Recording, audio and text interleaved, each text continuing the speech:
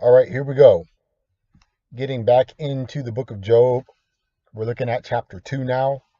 I'm going to continue with the same format where I am looking down through the chapter and I am going to be sharing some observations with you out of the chapter. So we're in the second chapter of the book of Job. It will be very, very helpful if somehow, some way you are listening to this recording and you did not hear the teaching on the first chapter. It will be very helpful to you in terms of understanding what is going on if you listen to the recording of uh, the teaching on Job chapter 1. As I expressed in the teaching on Job chapter 1, it is so foundational to understand what's going on from the very, very onset of the book, beginning with literally with the very first verse of the first chapter of the book of Job.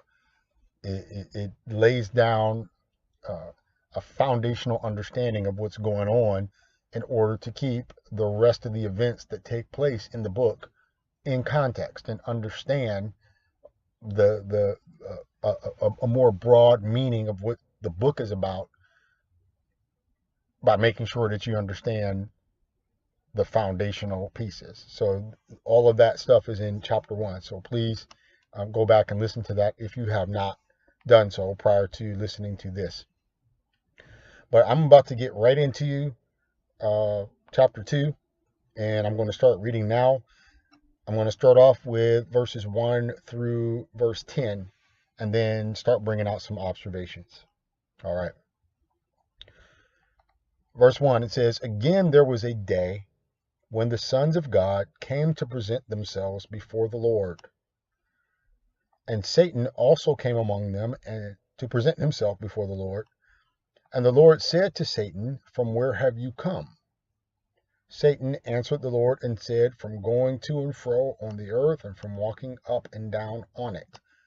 And the Lord said to Satan," he repeats what he said in chapter 1, "Have you considered my servant Job, that there is none like him on the earth, a blameless and upright man who fears God and turns away from evil? Still he holds fast his integrity, although you incited me against him to destroy him without reason." Other translations say without a cause. Then Satan answered the Lord and said, "Skin for skin. All that a man has, he will give for his life. But stretch out your hand and touch his bone and his flesh, and he will curse you to your face." And the Lord said to Satan, "Behold, he is in your hand. Only spare his life." So Satan went out from the presence of the Lord and struck Job with loathsome sores from the sole of his foot to the crown of his head. And he, Job, took a piece of broken pottery with which to scrape himself while he sat in the ashes. Then verse 9 says, "Then his wife said to him, Do you still hold fast your integrity? Curse God and die." But he said to her, "You speak as one of the foolish women would speak. Shall we receive good from God and not receive evil?" In all this, Job did not sin with his lips. That was verses 1 through 10 of Job chapter 2. Now, when we were going through chapter 1, I gave you many examples that I fully understand that make a lot of us uncomfortable, which clearly show that God employs evil spirits for the purpose of both, number one, bringing judgment upon people he has pronounced judgment against, and number two, trying or testing people that he loves and wants to grow stronger or change somehow through that trial. And the last time I talked about God employing evil spirits to produce fruit in the lives of people he loves. In addition to what God was instigating against Job through Satan, how he was the one, God, who gave Paul, the thorn in his side, which was a messenger of Satan. It was his spirit, God's spirit, who led Jesus to a place to get tested, tempted, and tried by Satan. I also gave examples of God employing evil spirits to bring judgment, as with Abimelech in the book of Judges. It was God who removed his own spirit from King Saul and replaced it with an evil spirit. In 1 Kings 22, I didn't mention this in chapter 1 when I was having some observations, but in 1 Kings chapter 22, we see Micaiah, the prophet, and he is prophesying to King Ahab and telling him the vision that God showed him, where God is asking among the heavenly beings, he's saying, God is saying, who will entice Ahab to go up and fall or be killed at Ramoth Gilead? Now, Ahab was wicked, and he never listened to what God had to say, and as far as God was concerned, it was his time to go. So God is looking for some heavenly being who is willing to go and get King Ahab to go to this place to meet his death. And Micaiah, the prophet, he saw a spirit come forward and stand before God and said, hey, I'll do it. I'll entice him. And God said, how are you going to do that? And the spirit said, I will go out and be a lying spirit in the mouths of his prophets. And God said, go ahead and do it.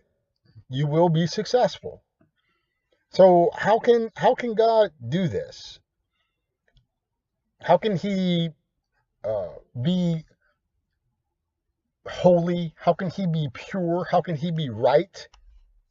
How can he be good and at the same time employ evil spirits in what he's doing? Well, we get at least one answer from an unexpected source. King Nebuchadnezzar of Babylon. In the book of Daniel chapter 4, God humbled King Nebuchadnezzar. It says that while he was walking around up on his terrace, thinking about how great he was, right after Daniel had just interpreted his dream and warned him about his pridefulness, a judgment was brought upon King Nebuchadnezzar, and the Bible says that he was driven from among men, and he was made to have his dwelling with the beasts of the field, and it was made to eat grass like an ox, and his body was wet with dew, and his hair grew like eagle's feathers, and his fingernails were like bird claws, and he was out of his mind. He was like a wild animal. Now, frankly, that sounds like demonic possession to me, but whether it was or not, Nebuchadnezzar made a statement that was still true after the trial had passed. Nebuchadnezzar said, at the end of the days, I, Nebuchadnezzar, lifted my eyes to heaven, and my reasoning returned to me. In other words, I came back into my right mind, and I blessed the Most High, and I praised and honored him who lives forever. For his dominion is an everlasting dominion. He didn't understand who God was before this trial took place, and he thought he was it. He thought everything began and ended with him. He was the ruler over the greatest kingdom that had ever been established up until that time. Now he's understanding who God is. Daniel had showed him that God is going to humble you if you don't get rid of this pride. But Nebuchadnezzar is now talking after. He says, this God that I've come to understand is God now. He says his dominion is an everlasting dominion, and his kingdom endures from generation to generation. He says all the inhabitants of the earth are accounted as nothing. Listen, and it says he does according to his will among the host of heaven and among the inhabitants of the earth. And no one can stay his hand, and no one can say to him, what are you doing? King Nebuchadnezzar is saying that nobody can say to God, what in the world are you doing? What have you done? because God doesn't answer to anyone. In other words, God can employ whoever and whatever in the natural realm, and he can employ whoever and whatever in the spiritual realm that he chooses to accomplish his ultimate purposes. This is a description of a theological term called providence, which we will talk about later on in this study, but not on this one, on chapter 2. Also in chapter 1, we saw how it was clearly God who initiated the spiritual attack on Job, which he delegated to the eagerly willing Satan. Now, in chapter 2, God is the initiator of the cranking up that I talked about at the end of chapter 1. God is about to crank it up against Job. Job is already going through a lot, and God is about to turn it up a few more notches. And so it says, again, there was a day when the sons of God, you look in the Hebrew, that word is Elohim. We talked about that last time. Elohim refers to spiritual, heavenly beings. King Nebuchadnezzar just referred to them as the heavenly host. All these spirit beings, all these spirit entities from the heavens, they came before God, and Satan was with them. Now, we don't know how long it had been since God sanctioned the loss of all Job's stuff and his children, but we know that however long it was, God had not restored Job's lost stuff or his children as of this point in chapter 2. So the time factor was already starting to kick in, but the personal flesh affliction is about to come into play, and it is God who is the one getting the action started back up, not Satan. Job didn't know what God was doing to even think about saying this. And even if he knew, he probably wouldn't be foolish enough to say this right to God's face. But have you ever wanted to say, or have you ever said to somebody these words? Have you ever said, "Keep your name out of my mouth"?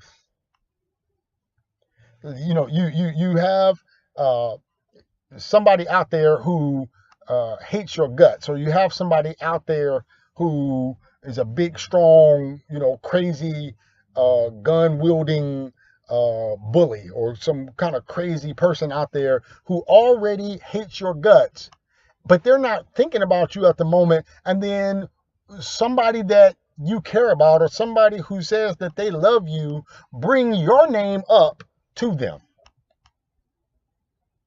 So here's this crazy dude over here with a gun, a knife, whatever he might have, or whatever he might be willing to do to you. And at that moment, he's not really thinking about you. And then one of your friends goes over there and says, "Hey, I bet you can't do anything with Ron. I bet you can't handle Ron. Have you seen Ron? Don't keep my name out of your mouth. Why are you bringing me up to somebody who wants to hurt me?" And when you have your people bringing your name into stuff that you don't want anything to do with. But look at what God is doing. Satan hasn't said a word about Job. But here's God saying, basically, "How you like my boy Job? After all that he's going through, he's still standing strong. How you like him? How you like him, Satan?" And then God reveals two things in one phrase. God himself says, number one, who the true author of Job's trial is, and number two, the reason the trial was brought upon Job. God said, "Job is standing strong even though you got me to move against him without a reason." God said, "I'm the one who is the author of Job's trial, And the reason why he is being tried is not because of anything that he did. And so while Job is literally not perfect, not literally perfect, he did nothing to cause this trial. God said to Satan, you got me to move against him without a cause. So who's the one that's really behind the movement against Job? God said, it's me. And what was the reason why Job got moved against? God said, it's not because of anything that Job did. It was without a cause. It was without a reason.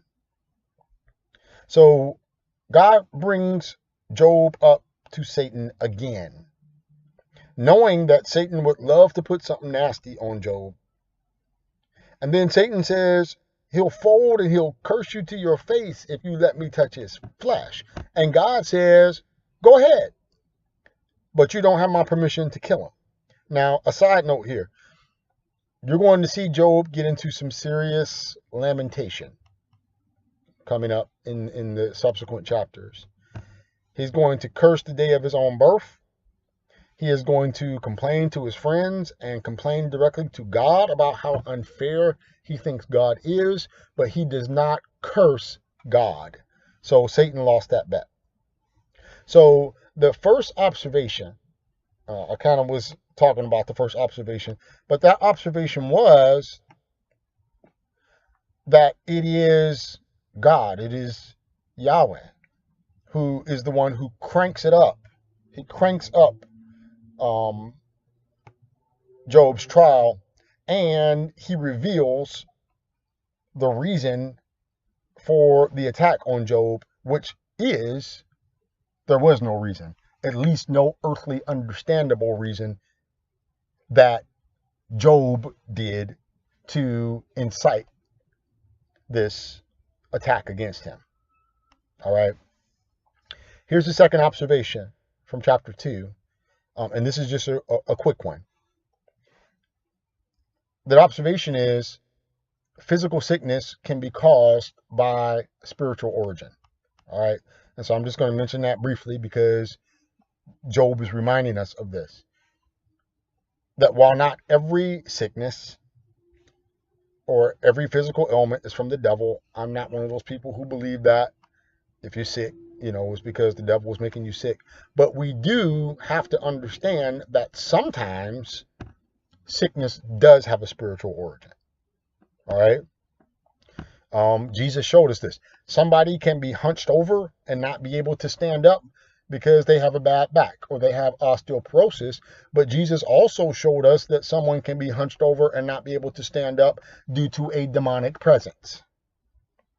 Right? So that's the second observation, is that, yes, physical sickness can have spiritual origins. All right, on to observation number 3. This is verse 11. It says, now when Job's 3 friends heard of all this evil that had come upon him, they came each from his own place, Eliphaz the Temanite, Bildad the Shuhite, and Zophar the Naamathite. They made an appointment together to come and show him sympathy and comfort him.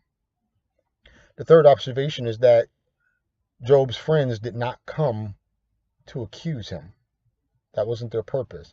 When you actually read the passage, you see that Zophar, Eliphaz, and Bildad, they didn't come to get on Job's case. They came to show him sympathy and comfort him. It wasn't until Job began to express his lament that they didn't like what he was saying. And it was from that point that they felt the need to put him in his place. All right. So when you read the book of Job, remember that their initial motive, their initial reason for showing up, it wasn't to get on Job's case. It wasn't to accuse Job of anything necessarily. They truly came as friends wanting to comfort him, but they didn't like Job's theology once he began to open his mouth and express how he felt about what was going on. Here's the fourth observation, which is suffering and spiritual attack can make you unrecognizable. Verse 12 and 13, they say, and when they saw him, when Job's friends saw him from a distance, they didn't recognize him. And they raised their voices and they wept, and they tore their robes and sprinkled dust on their heads toward heaven. And they sat with him on the ground for 7 days and 7 nights, and no one spoke a word to him, for they saw that his suffering was very great. Suffering and spiritual attack can make you unrecognizable. People can suffer from being under attack to the point where the physical, mental, and spiritual hardship can make them difficult to recognize. Have you ever seen someone going through such a spiritual or mental crisis that they look beaten down physically, or their personality seems almost totally different? They become unrecognizable. You look at them and you think, that's not the Sam I know, or that's not the Sarah I know, or that's not the Dave I know. In fact, a spiritually based attack can beat someone down to the point that when you see them, it can be disconcerting. Job's friends literally looked at him, and he looked so bad that they just started crying and mourning for him because of his very appearance. What about yourself? Have you ever been under spiritual attack or going through a trial that's so deep and painful, and you happen to catch a glimpse of yourself in the mirror and you don't even recognize yourself? You look so bad, you look so beaten down that you don't even look like yourself. Or the way that you speak to people, snapping at your family, or your ill disposition, or bitter, angry, and you think, I don't even recognize myself. Because I personally have been in that place. And if you notice, this was even the effect on Job's wife.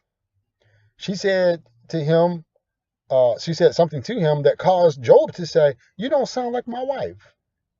You sound like one of the foolish women. So suffering and spiritual attack can make you unrecognizable.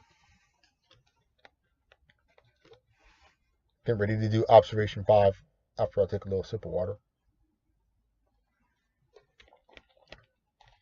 Observation 5 in Job chapter 2 is, even after the second attack, which is on his physical body. First attack was against all of his wealth and against his children. The second attack was against his physical body. Job kept a strong attitude even after the second attack, the initial part of the second attack, but it was only for a while. Verse 9, where it says, his wife said to him, do you still hold fast your integrity? Curse God and die. But he said to her, you speak as one of the foolish women would speak. Shall we receive good from God and not receive evil? And in all this, Job did not sin with his lips. So Job's attitude is still strong. What he's saying to his wife is this. He's saying, God is still good no matter what. He has the right to do what he wants, and people need to just suck it up and accept it, whether it feels good or not, because he's God. But then beginning with the next chapter, he will no longer be so gracious in his acceptance of God's will. What is the factor that changes his disposition? When we see him basically telling his wife, you have to keep taking the bad with the good. You have to keep loving God. But during the time between him making that statement to his wife and up until his friends came to sit with him, something changed. And we don't know exactly how long it was. The Bible says that once his friends heard about what happened to him, they made an appointment with one another to get together and make a collective visit to see Job. So we don't know how long it took for them to get the word about Job, how long it took for them to find out what was going on with their friend. We don't know how long it took for them to set up the appointment with one another. We don't know how long it took for them to travel from wherever they came from to get to where Job was. We just know that in the amount of time that it took for all that to happen, plus the 7 days that they sat with him in silence, during that time, Job's tune had changed from what he said to his wife to the things that he starts saying in chapter 3. So you hear a very, very different Job in chapter 3 than the Job who reprimanded his wife in chapter 2. So Job went from being, quote unquote, a trooper. He's being a trooper in chapter 2. Then he goes to the pit of despair in chapter 3. Maybe you can relate to Job, like I can, with this statement. Sometimes we can deal with a thing, even a really, really hard thing, but only for so long. A hardship or a difficulty becomes a bona fide trial when it starts lasting too long. You can deal with some hardship and you can deal with some difficulty, but it becomes a bona fide, for real trial when it just keeps going and going and going.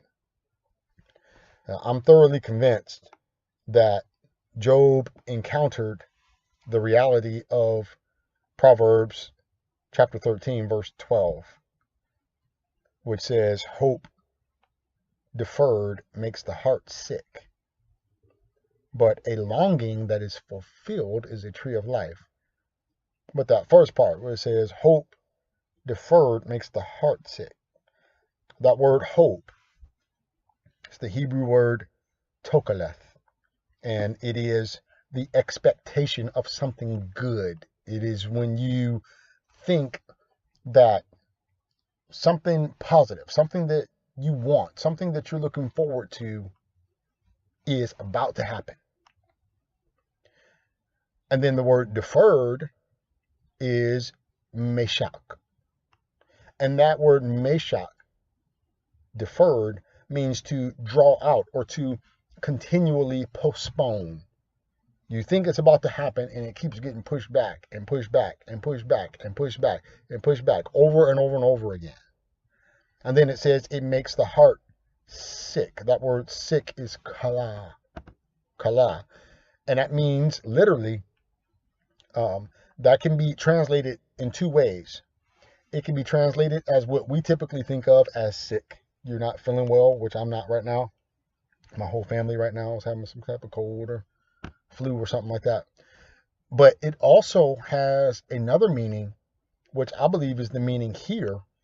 It could be interpreted as to be rubbed, worn, or to be worn down, or to be rubbed raw. Like when you take something, or you sit in a certain spot so long, or you have some type of mechanical device where one part of the device rubs against another part, and that area where that rubbing keeps happening and happening and happening, and then that area begins to get rubbed raw. That is kala, which is translated as the word sick in this passage of scripture. So when you look at the literal meanings of the Hebrew words, you see this. It says, when you are what you are expecting, when what you are expecting is drawn out, or it keeps getting postponed. You keep believing that the deliverance that you're looking for will come, but then it doesn't, and it still doesn't, and it still doesn't, and it still doesn't. It rubs your inner man or your soul raw. It wears your soul down and rubs it raw. Now it says when the desire comes, is beautiful, But how do you cope and remain in a place of mental and spiritual excellence when your heart is raw? When what you expect is drawn out for so long, it hurts when that thing is even mentioned or brought up. Instead of being excited about it, it actually starts to make you upset to think or hear about it. It's like when an area of your skin is rubbed raw. It hurts already by itself, but it feels worse when it gets touched. Imagine a child who keeps having their father tell them that he's going to come and pick them up and take them out for some fun and spend some time together, but then the father doesn't show up. And then it happens again, and it happens again and again. And then the father postpones that event over and over and over again. And now it's months later or it's years later. And the father still has not fulfilled that child's expectation. The child's heart becomes kala, or rubbed raw. Now, if you bring up the idea of daddy coming to pick them up, instead of hopeful expectation, you will get a response of bitterness. They don't even want to think about their father coming to pick them up because the very thought of it elicits pain instead of hope. That's what this passage of scripture is saying. Hope deferred makes the heart sick. When you are expecting something and it keeps getting put off and put off and put off and put off and put off, it can bring you to a place of pain. So for a while, Job is taking the evil that has come upon him in stride. But by the time his friends showed up, however long that was, he had become very bitter.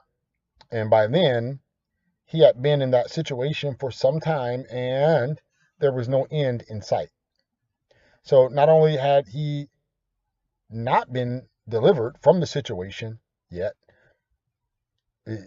he couldn't see any light at the end of the tunnel. His hope was deferred and his heart was sick. His inner man, his soul, was rubbed raw. So when we get ready to look into chapter 3, we will begin to hear Job outwardly and vocally express the sickness of his heart in through something that the Bible refers to as lamentation. All right, so that's Job chapter 2. Next time you hear something from me, I'm going to be going through Job chapter 3. I love y'all. Bye.